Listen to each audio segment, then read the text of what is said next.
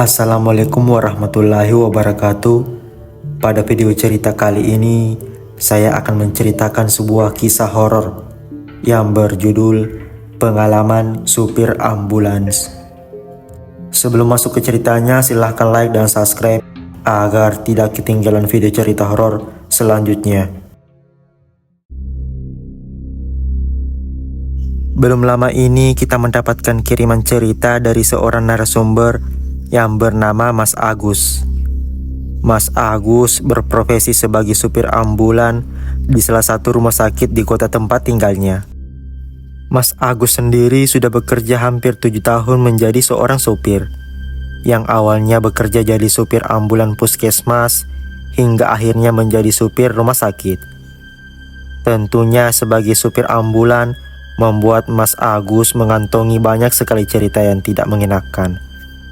Entah itu disasarin makhluk tak kasat mata, sampai mengalami kejadian kesurupan yang terjadi kepada rekan kerjanya. Terkadang Mas Agus setiap mengantar pasien atau mengantar jenazah ditemani oleh satu rekan profesinya, namanya Mas Galuh. Tujuannya jika hendak mengantar jenazah keluar kota, dia ada yang menggantikan, sehingga dia punya waktu untuk istirahat sejenak. Tapi terkadang dia harus mengantar sendiri jenazah yang ada di rumah sakit. Biasanya kalau jenazah yang meninggal dalam satu hari lebih dari 3, jadi Mas Agus dan Mas Galuh harus berbagi tugas di ambulan yang berbeda. Kalau Mas Galuh sendiri masih baru menjadi supir ambulan, kurang lebih baru 3 tahun bekerja di rumah sakit yang sama dengan Mas Agus. Kali ini Mas Agus ingin membagikan pengalamannya ketika mengantar salah seorang jenazah korban tabrak lari, yaitu seorang pemuda berusia 28 tahun yang meninggal akibat tabrak lari. Berdasarkan informasi saksi di tempat kejadian, pemuda ini mencoba melawan arah, sedangkan dari arah yang berlawanan ada mobil pick up terbuka melaju dengan kecepatan yang cukup tinggi. Akibatnya terjadi tabrakan yang tidak dapat dihentikan, dan pemuda ini terseret dengan posisi kepala yang bersentuhan dengan aspal, sampai terbentur berkali-kali hingga kepala sebelah kanannya hancur dan meninggal seketika. Sayangnya setelah menabrak, mobil pickup itu berhasil melarikan diri, dan untuk informasi lebih jelasnya, Mas Agus tidak tahu perkembangannya. Kembali ke cerita. Kebetulan saat itu Mas Agus harus mengantar jenazahnya seorang diri. Sedangkan jarak dari rumah sakit ke rumah jenazah ini cukup jauh, sekitar 2-3 jam perjalanan dengan menggunakan mobil. Bagi Mas Agus, mengantar jenazah korban kecelakaan itu seperti bukanlah kali pertama. Sebelum berangkat, Mas Agus sempat bertanya kepada pihak keluarga korban lewat telepon rumah sakit, kenapa jenazahnya tidak dimakamkan besok pagi aja? Kan sekarang sudah jam 8 malam. Otomatis sampai rumah kemungkinan tengah malam loh. Tapi pihak keluarga bersikeras agar jenazahnya tiba malam itu juga. Mau tidak mau dia tetap harus menjalankan kewajiban pekerjaannya. Start dia berangkat dari rumah sakit pukul 8:30 malam. Mas Agus yang hanya ditemani jenazah pemuda itu terlihat mulai meninggalkan halaman rumah sakit. Sepanjang perjalanan, Mas Agus sebenarnya sudah merasakan hawa-hawa yang tidak bersahabat dengan manusia. Dia selalu menjumpai situasi seperti itu ketika sedang mengantar jenazah yang meninggal dengan cara tidak wajar. Entah itu korban pembunuhan, bunuh diri, ataupun kecelakaan.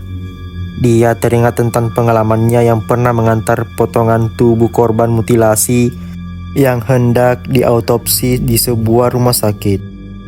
Hawa-hawa malam itu sama persis dengan hawa yang ia rasakan waktu mengantar potongan tubuh tadi.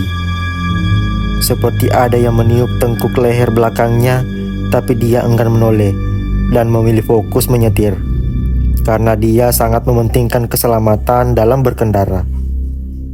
Dirinya tidak ingin terkecoh dengan godaan-godaan makhluk tak kasat mata. Baginya yang terpenting semua pekerjaannya selesai dengan sebaik mungkin tanpa mengecewakan keluarga korban yang menanti. Jalan demi jalan dia lewati. Sesekali terdengar suara burung hantu ketika ia melewati sebuah jalan yang sepi. Saat dia mulai melewati jalanan sepi, biasanya ia lebih memilih untuk menutup kaca mobilnya, sekedar untuk antisipasi dari aksi begal ataupun maling. Dan nanti, kalau sudah melewati jalan yang ramai, langsung ia membuka lagi karena kebetulan Mas Agus adalah perokok aktif. Untuk sampai ke rumah jenazah ini, awal-awal Mas Agus melewati jalanan yang ramai. Dan tahu-tahu dia melewati jalanan yang sepi dan sunyi. Jalanan sepi ini seperti tidak berujung dan sama sekali tidak nampak ada aktivitas manusia. Meski sepi, tapi serasa banyak mata yang seperti melihat pergerakan mobil ambulans. Mata itu seperti melihat dari celah-celah pohon yang tumbuh tinggi di kanan kiri bahu jalan. Memang rutenya melewati salah satu hutan terangker di wilayah sana. Tapi Mas Agus tidak menyangka jika jalanannya bisa sesunyi ini. Padahal jalanan yang dia pilih adalah jalanan utama, bukan jalan tikus atau tembusan.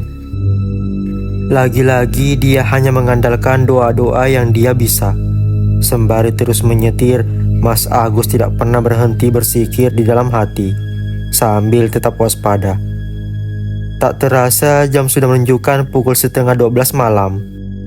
Berarti dari jalanan yang ramai terakhir itu sudah 2,5 jam perjalanan, tapi belum keluar-keluar dari hutan. Gumam Mas Agus dalam hati. Ia semakin memperkencang sikirnya dan berharap dia tiba di rumah korban dengan selamat. Di tengah rasa takutnya, Mas Agus mendengar dari arah belakang ada seperti suara benda yang terguncang-guncang. Sedangkan dirinya sedang tidak melewati jalanan yang berbatu ataupun berlubang, karena dirinya saja tetap duduk dalam kondisi baik-baik saja. Mas Agus memilih menepi di pinggir jalan untuk melihat apa yang sebenarnya terjadi di belakang. Pas waktu Mas Agus berhenti dan mematikan mesin, suara guncangan itu masih terus berlangsung. Karena penasaran, dia pun mulai mengintip dari sekat kaca antara ruang kemudi dan area belakang. Di situ Mas Agus mendapati bahwa keranda mayat yang ia bawa terguncang-guncang cukup hebat. Tapi sama sekali tidak ada yang menggerakkan. Matanya terpaku hanya memandang ke arah keranda itu. Tubuhnya kaku seakan terkejut dengan apa yang ia lihat, padahal bukan pertama kalinya. Kejadian seperti ini memang sudah sering dia alami, tapi berbeda dengan hari itu. Tak lama dirinya terkejut ketika ada suara ketukan tangan seseorang yang mengetuk kaca pintunya. Ia melihat ternyata ada seorang pemuda berusia sekitar 25 atau 30 tahun berdiri setengah mengintip ke arahnya. Karena takut begal ataupun maling, Mas Agus teriak dari dalam, "Kamu siapa? Mau apa?"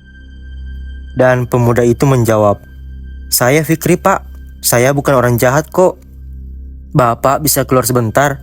Saya mau bicara."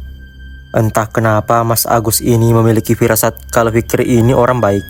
Makanya dia percaya dan keluar. Saat Mas Agus sudah keluar langsung bertanya, "Mau apa Mas sampean?" "Begini Pak, saya menumpang sampai ke alamat ini. Soalnya saya habis kemah di sini Pak." Sambil menunjuk ke arah salah satu sudut di hutan itu. "Nunggu pick up nggak lewat-lewat. Saya kebetulan nggak bawa kendaraan pribadi soalnya," jelas Fikri kepada Mas Agus. Karena merasa kasihan, Mas Agus pun bersedia. Tapi sebelum itu, untuk berjaga-jaga, dia memeriksa Fikri terlebih dahulu. Dari ujung rambut sampai kaki. Barangkali ada sajam yang dibawa. Ternyata sama sekali tidak ditemukan sajam di antara bawaan Fikri, dan Mas Agus langsung mempersilahkan masuk. Kebetulan arah mereka sejalan, dan sepertinya Fikri adalah tetangga jenazah ini karena alamatnya sama. Setidaknya Mas Agus punya petunjuk arah. Mas Agus pun mulai menyalakan kembali mesin mobil ambulannya. Akan tetapi Mas Agus sedikit keheranan dengan aroma parfumnya Fikri. Dia iseng tanya Fikri, "Parfum kamu merek apa? Kok baunya kayak kapur barus?" Saya baru kali ini cium ada parfum yang kayak gitu. Biasanya saya jumpa aroma-aroma kayak gitu kalau lagi ngangkat jenazah yang baru dikafani. Sambil sedikit tertawa kecil. Fikri ternyata tidak marah dengan ucapan Mas Agus.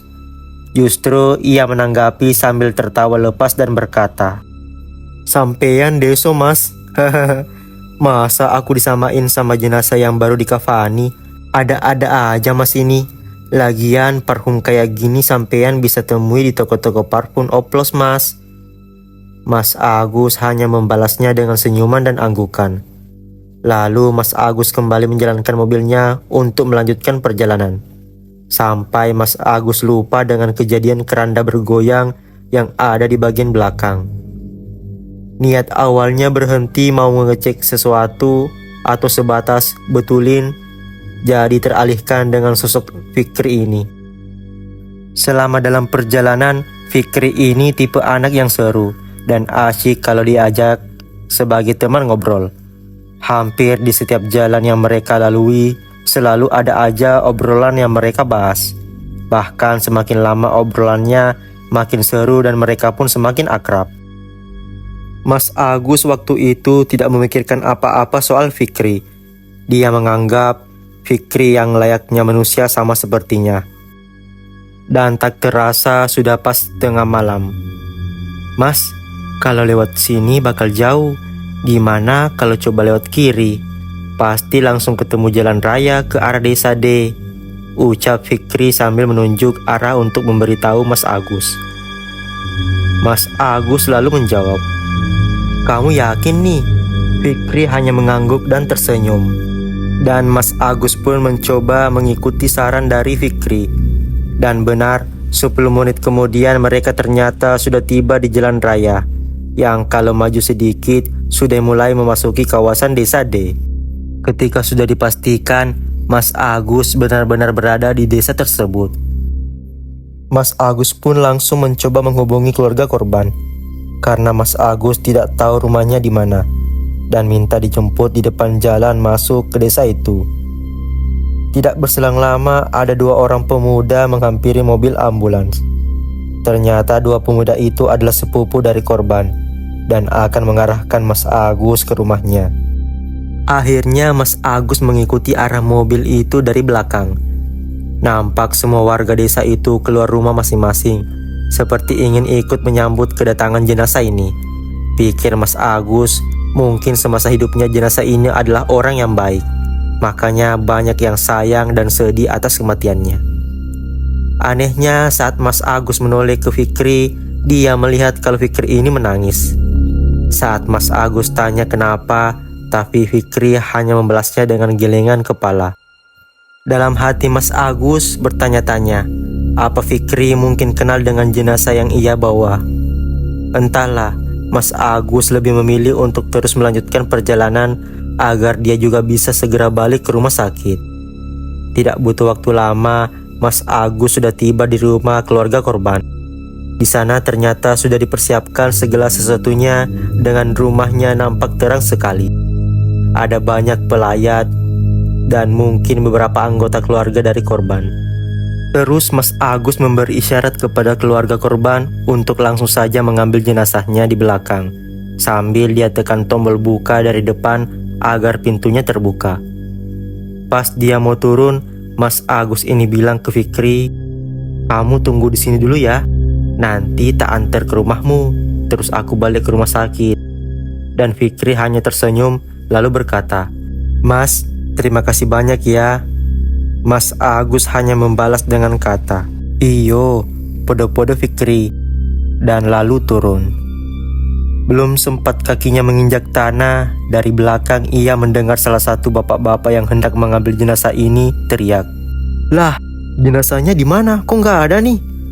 Mendengar itu, Mas Agus kaget dan buru-buru turun menghampiri bapak-bapak itu, meninggalkan Fikri yang masih ada di dalam mobil ambulan. Waktu ia lihat ke belakang, ternyata benar jenazahnya tidak ada di dalam keranda. Bahkan kerandanya berantakan tidak beraturan. Bunga-bunga rangka yang ditaruh di atas keranda juga berserakan. Mas Agus mencoba menjelaskan kalau tidak mungkin jenazahnya tertinggal, ataupun jatuh ke bawah karena pintunya ia kunci dari depan. Dan dia juga menjelaskan kalau di tengah-tengah perjalanan, keranda ini sempat goyang-goyang sendiri.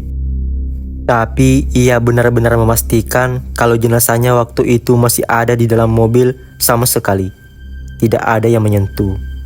Boro-boro menyentuh dia, melihatnya aja shock, hingga terdengar suara seorang ibu-ibu yang berkata setengah berteriak, "Lah, ini jenazahnya Fikri ada di depan. Ayo buruan diangkat, kasihan." Kaget Mas Agus. Ia berkata, "Itu bukan jenazah, Bu. Saya ketemu anak itu pas lewat hutan dan minta diantar pulang. Kebetulan rumahnya juga di kampung ini." "Ngawur sampean, Mas. Fikri itu ponakan saya yang meninggal karena tabrak lari. Dan jenazahnya yang Mas antar ke sini. Tapi kok bisa jenazah Fikri duduk seperti itu, Mas? Apa Mas yang ngerubah?"